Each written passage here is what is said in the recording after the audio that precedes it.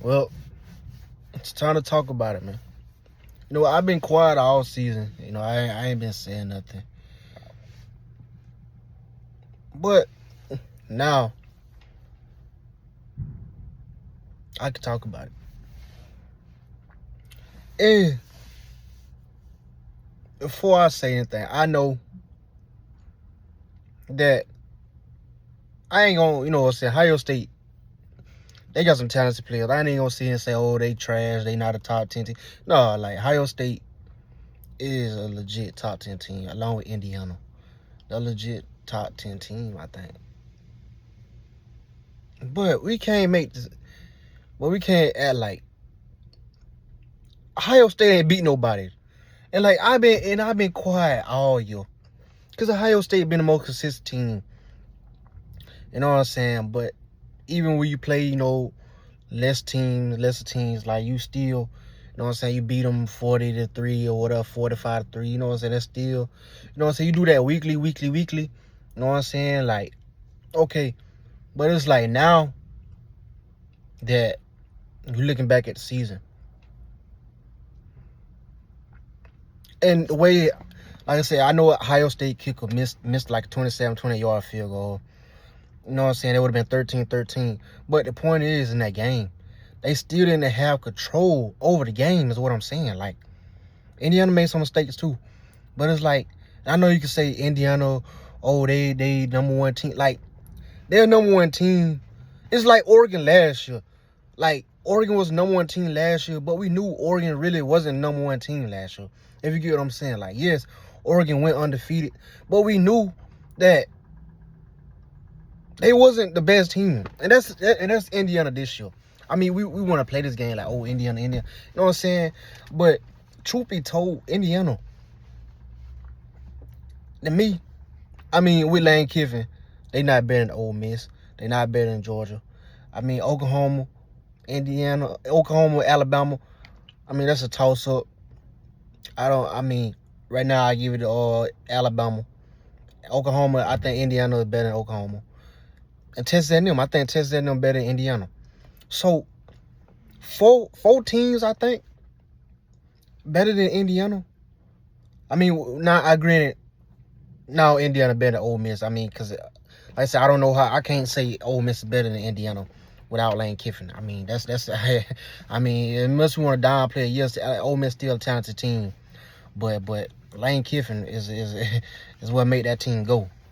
You know what I'm saying? Maybe I could be wrong, and Ole Miss could very well upset Georgia, but I don't know. I mean, Lane Kiffin is an elite play caller. I mean, that's what it is. But, and there's no disrespect to Indiana. I mean, like I said, Indiana is, like I said, a legit top 10 team. And like, can Indiana beat Georgia? Yes. Can Indiana beat Alabama? Yes. Indiana already beat Ohio State. Can Indiana beat Miami, Texas A&M? Yes. Indiana could very well win that championship. Do I think so? No. Granted that one game, like, it's a one game scenario, like Indiana could play and then refresh their body. And then play another game and refresh their body. You know what I'm saying? Then yes, Indiana could beat anybody and could win that championship. But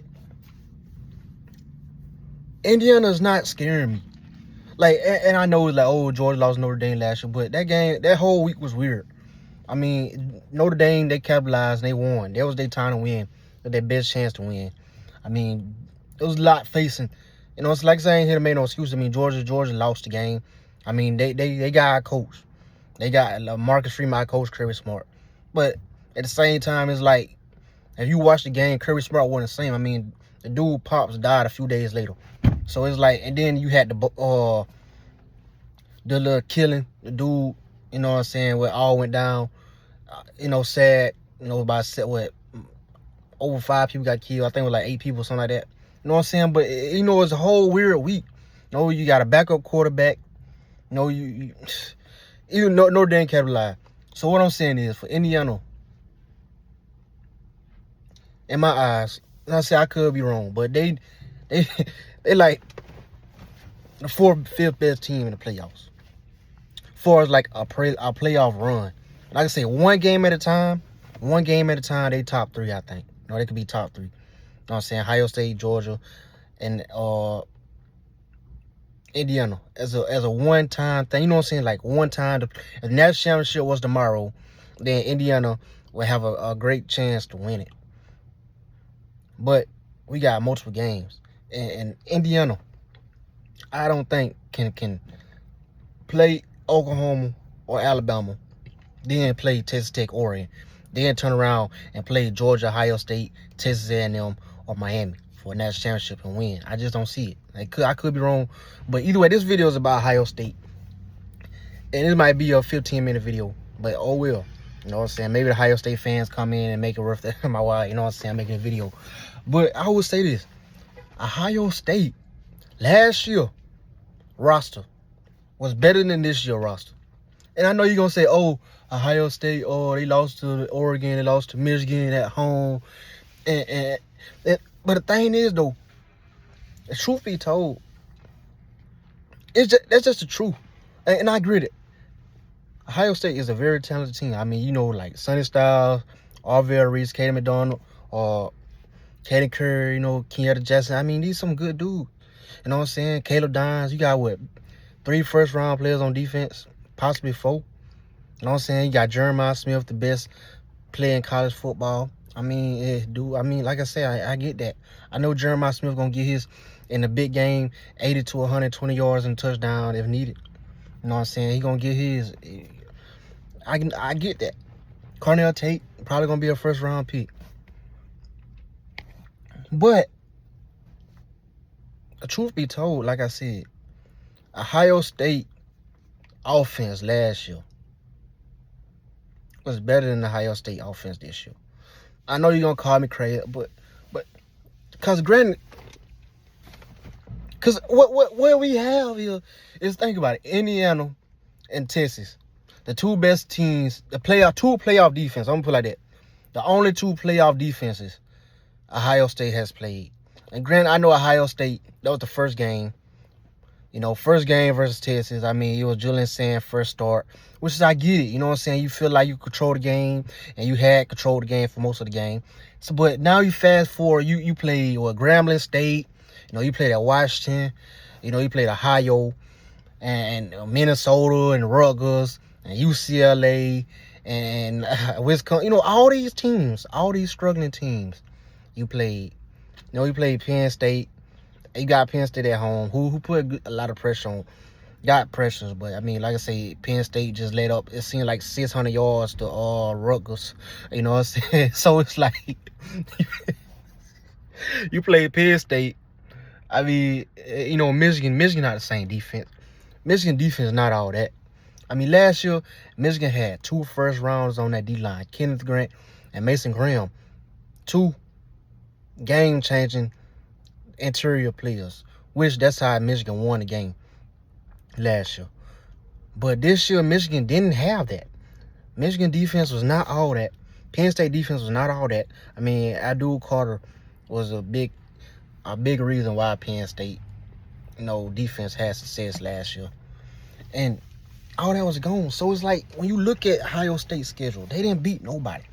And in my eyes, like, yes, Cornell Tate a very good wide receiver. But it's like him having 100-yard games on teams like Minnesota and all that. Like, I just can't get up.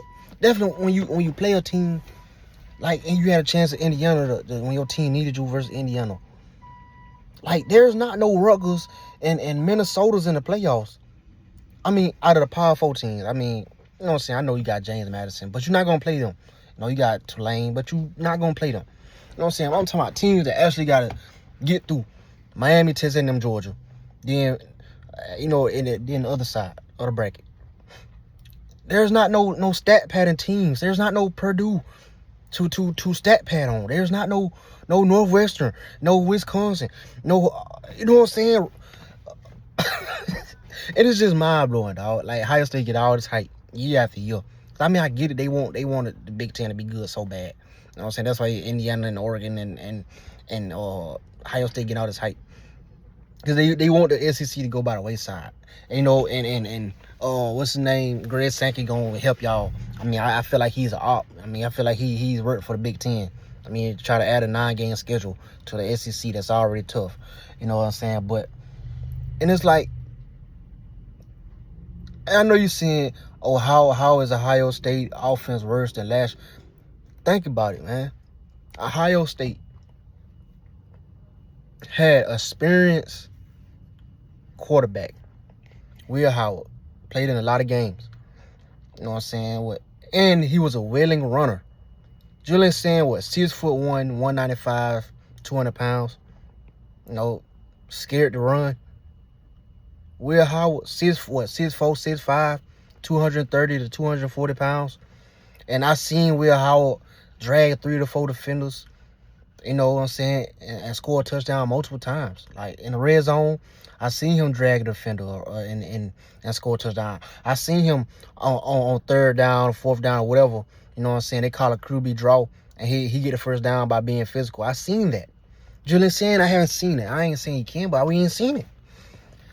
So you got that layer of the offense to worry about Will Howard and his ability to run the ball and being a physical runner on 3rd and 4th, 3rd and 5 or whatever in the red zone. Then you add in Trevion Henderson. You know what I'm saying? Who can all that, you know, a little daylight, who could take it a big play like he doing it in that field right now. Trevion Henderson is scoring 60-yard touchdowns just about every 2 games, it seems like. You know what I'm saying? So you had to account for that. That burst Trevion Henderson had. Like what he did versus Texas. Like he had caught the screen pass before the half and he scored a touchdown. So you got, I mean, Trevion Henderson, a very good player. Then you had Quinshon Judkins. Another weapon. So that's 2 weapons. That's 2 weapons right there as a running back. Ohio State don't have that. I mean, Bo Jackson, very good running back. I mean, but he's not scaring nobody in the playoffs. I mean, he could. You know what I'm saying? Versus Texas and them with a suspect run defense and you know, Miami or whatever. But we talking about national championship. And Julian Sand is still an inexperienced quarterback. He's still inexperienced. And he's not a runner. So that's a double no-no. Like, at least Marcel Reed, you know what I'm saying? If he's not having a bad day reading the field and he leave his arm at home, at least he can maneuver with his legs, you know what I'm saying? At least he can get 80, 90 yards on the ground and still have a solid game enough to win. But if Julian Sand is having a bad day reading the field and his arm is not there, Ohio State is done. Like, their offense is useless. Like, and granted, I know Jeremiah Smith is due. Like I said, Jeremiah Smith is a problem. But like I said, but Cornell Tate hasn't shown me much yet. I mean, he's getting a lot of hype. I mean, do I get it? Granted, I know he's 6'3", 195, 200 pounds, you know what I'm saying, can run. But it's like, he hasn't shown me yet. I mean, maybe he could prove me wrong. He might do.